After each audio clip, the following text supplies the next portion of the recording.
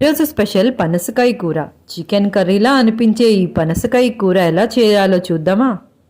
Summer season వచ్చింది అంటే వెజ్లో మనకి పన్నీరే కాకుండా పనసకాయ వెరైటీస్ కూడా అన్ని హోటల్స్లోని అన్ని ఫంక్షన్స్లోని కనిపిస్తాయి. ఎందుకంటే ఇది చాలా టేస్టీగా ఉంటుంది. నాన్ వెజ్ కర్రీకి ఏమీ తక్కువ కాదు. ముక్కలు మనం ఉప్పు పెరుగు వేసి నానపెట్టుకోవాలి, లేదంటే పసుపు ఉప్పు వేసి కొంచెం మరిగించి ఆ వాటర్నైనా పడేయవచ్చు. ఇది కట్ చేసే ప్రాసెస్ చాలా కష్టం, కానీ వండుకునే ప్రాసెస్ చాలా ఈజీనే. నార్మల్ కర్రీస్ లాగే వండుకోవచ్చు. ఇక్కడ వీడియోలో చూపించే ప్రాసెస్ ఫాలో అవ్వండి. మేము ఇందులో పొటాటో కూడా యాడ్ చేసాము. అది దీని టేస్ట్ని ఇంకొంచెం పెంచుతుంది. పనసకాయ ముక్కలు కూడా విడిగా మార్కెట్లో దొరుకుతాయి. కట్ చేయలేని వాళ్ళు అలా కూడా ట్రై చేయొచ్చు. ఈరోజు ఆ ముక్కలతో పనసకాయ కూర ట్రై చేసాము. టేస్ట్ చాలా బాగా వచ్చింది. వీడియో నచ్చితే లైక్ చేయండి. కొత్తగా వచ్చిన వాళ్ళు సబ్స్క్రైబ్ చేసుకోండి.